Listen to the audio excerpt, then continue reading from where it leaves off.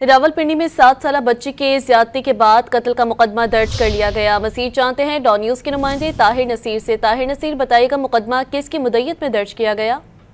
जी बिल्कुल, देखिए गुज़िश्ता रात जो अफसोसनाक वाक़या पेश है जिसमें 7 साल शफक को अगवा के बाद और ज्यादती की गई, उसके बाद उसको कत्ल किया गया। इस हवाले से थाना मंदरा पुलिस ने मकतूला के वालिद की मुद्दत में मुकदमा दर्ज कर लिया और मुकदमे के मतन में ये कहा गया है कि ईस्टर के मौके पर घर में एक तकरीब थी, इस दौरान बच्ची बाहर खेलने के लिए निकली और रात देर तक वापस आई और जब उसको तलाश किया गया तो टीम नंबर 5 एक जगह है, वहां पे एक तमीर मकान में एक स्टोर नमा कमरा था, वहां पे बच्ची की डेड बॉडी पड़ी थी और उसका ट्राउजर उतरा हुआ था।